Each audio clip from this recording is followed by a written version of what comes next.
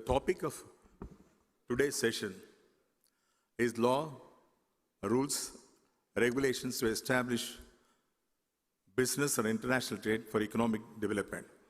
Before I start the topic, I convey my regards and thanks to Mr. Sampath, who is one of my best friends.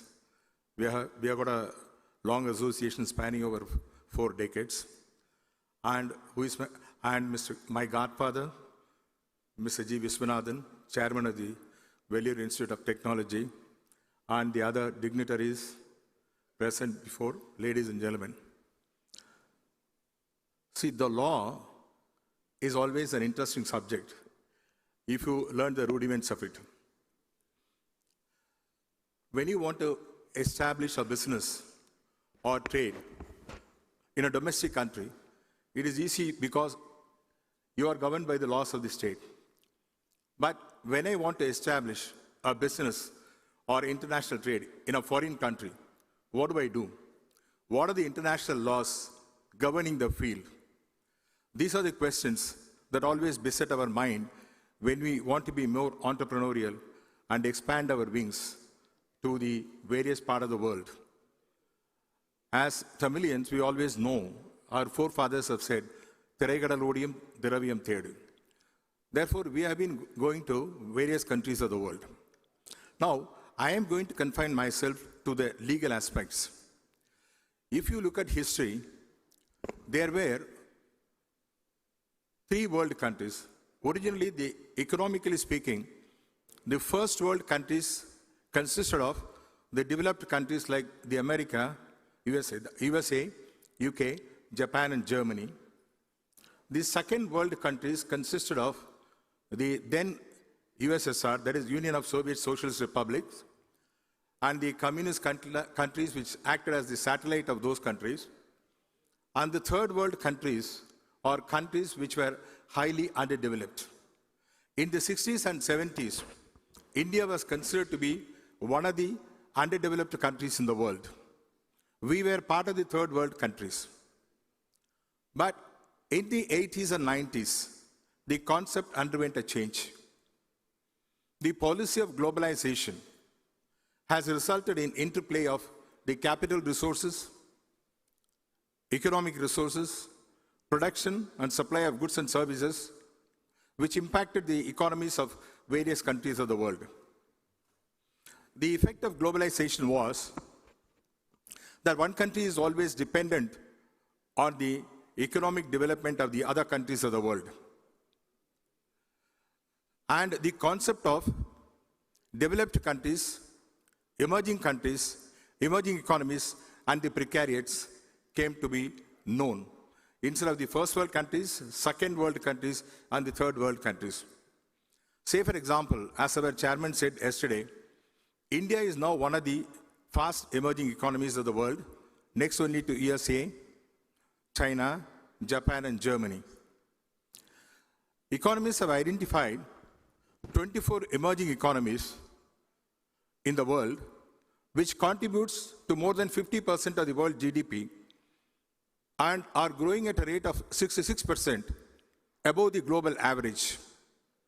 These 24 countries include Brazil, India, United Arab Emirates, Saudi Arabia, and Taiwan, Thailand, Malaysia, etc. Now, when we are spreading our wings to various countries, what is the law that governs the business and international trade? It is very simple. See, because it is international and intercontinental, we have to necessarily look into international economic laws. What are those international economic laws? International economic laws are the laws made by the various international organizations. Say, for example, international treaties between the countries is one such facet of the law. And the United Nations Conference on Trade and Development, that is another facet of the law. United Nations Conference on the Law of the Seas, Then international law relating to trade, commerce, business and finance. Who is making these laws? These laws are largely, the guidelines are laid down by the United Nations. As my previous speaker pointed out, as per the Brentwood Conventions, the World Bank and the International Monetary Fund were established. They were the ones who laid down the law with regard to foreign investments and international investments. So, the fulcrum of the international investments and business arise from international economic law. The international economic law itself is a new concept. Originally, it was part of the public international law, but with the advent of globalization, liberalization, and privatization, we have got a special law called international economic law. What are the basis of these laws? We know now who are making the laws. Those who are making the laws are members of the United Nations. United Nations organization give the guidelines. UNCTAD, United Nations Conference on Trade and Development, they have laid down the law with regard to the trade and commerce between the countries. United Nations Convention on the Law of the Seas and IMF and World Bank, they have given the guidelines for international trade in banking and finance and foreign direct investments. These are the laws which are made by the international organizations based on which the countries enter into international treaties. If you see Article 51 of the Constitution of India, it mandates that India shall respect international treaty and international legal obligations and try to settle the dispute through negotiations and arbitrations. So there is a constitutional mandate to abide by the international treaties and not to take shelter into the domestic parliament saying that our country did not accept that. Now you are part of the world. In fact, India assimilated all these changes, and that's the reason why now we are the fifth largest economy. As the chairman said, we are about 3.38 trillion American dollars. And we are slated to reach the 5 trillion economy by the year 2025, if not a little later. So, but what are the basic principles underlying this international law? There is a doctrine called Pacta sunt servanda, meaning thereby the pact must be obeyed. The international treaties must be accepted and implemented. International treaty is privately negotiated, therefore there is no problem at all. But if a developed country tries to dominate a developing country, what should be done? There, international organizations have laid down guidelines stating that you have to respect the freedom and the economic sovereignty of the nation. Say, for example, in the guise of advancing money or foreign capital, inflow of foreign capital, you cannot control the economy of another country.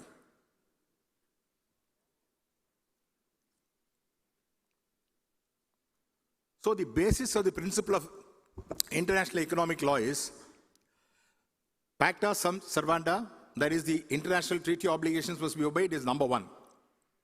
Number two, you must recognize the political sovereignty of the nation with whom you are dealing.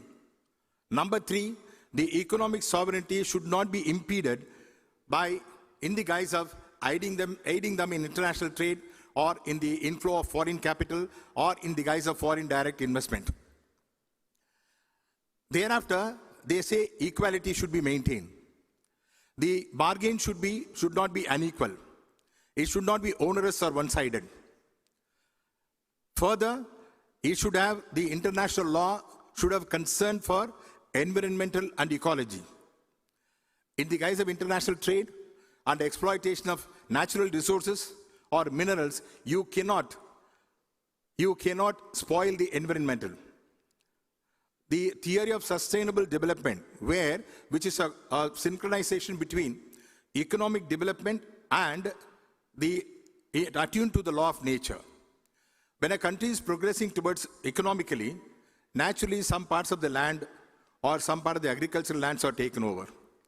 And the felling of the trees and other things would involve climatic conditions where it may affect the intergenerational equity.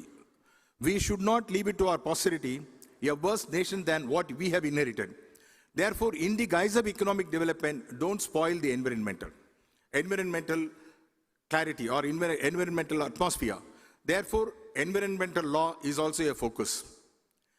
And thereafter, you should have the ecological balance when you are dealing with the countries.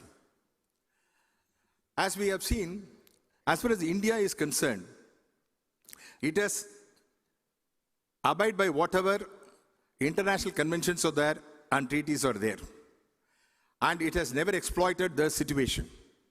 In fact, we have been advancing economic aid to countries which are in deep problems. See, the policy of globalization, which commenced in the last decade of the previous millennium, went into, with the dawn of the present millennium, added impetus was given to globalization. As a result of which, the countries have a duty to survive in cooperation with one another. And the emerging economies must be taken care of by the developed countries. And the emerging economies, in turn, must take care of the underdeveloped countries.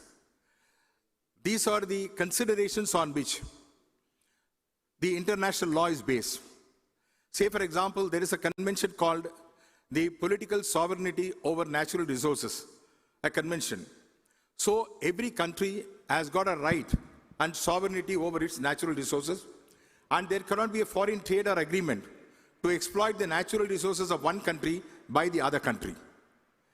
Likewise, the maritime resources cannot also be exploited by the other countries. So these are all the guidelines which are framed by the United Nations organization. You know, there are about 195 countries in the world. Mr. Viduthalai, Yes.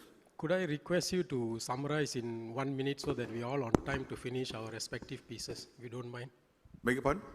Could you just summarize and conclude fast so that we don't overrun our time? Oh, sorry. Yeah, number one, international law is nothing but the laws made by the United Nations and the laws made by the World Bank of India and International Monetary Fund, number one. And international law should be based on equality of the countries and economic equality, and economic sovereignty or political sovereignty should not be impeded at any time whatsoever. Thirdly, you should have concern for environments, and there should be a sustainable development. Lastly, you should take care of the underdeveloped countries, or the underdeveloped countries which were described yesterday by the precariat countries. If all this is taken care of, there will be a holistic development of the economy, and we will have a better globe to live in than the past. Thank you.